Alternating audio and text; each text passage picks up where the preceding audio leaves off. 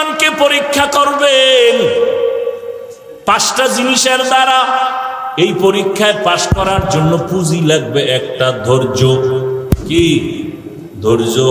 ধৈর্য আবার 3 প্রকার।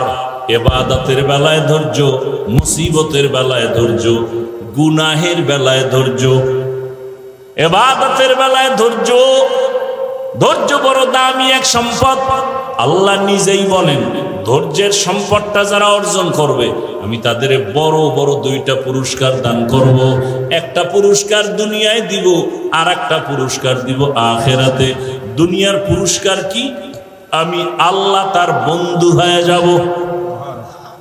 ইয়া আইয়ুহাল্লাযীনা আমানুস্তাঈনু বিস-সাবরি ওয়াস-সালাহ ইন্নাল্লাহা মা'আস-সাবিরিন।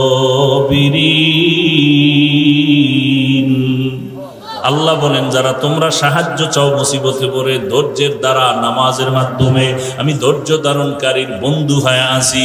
আর একটা পুরস্কার ধৈর্য ধারণ করিয়ে যারা চলবা আখিরাতে দেওয়া হবে। ইন্নামা ইউওয়াফাস সাবিরুনা আজরাহুম, ইন্নামা ইউওয়াফাস সাবিরুনা আজরাহুম বিগাইরি হিসাব। ধৈর্য ধারণকারীরা কিয়ামতের দিন আমি আল্লাহ তোমাদের বিনা হিসাবে জান্নাত দিয়ে দিব।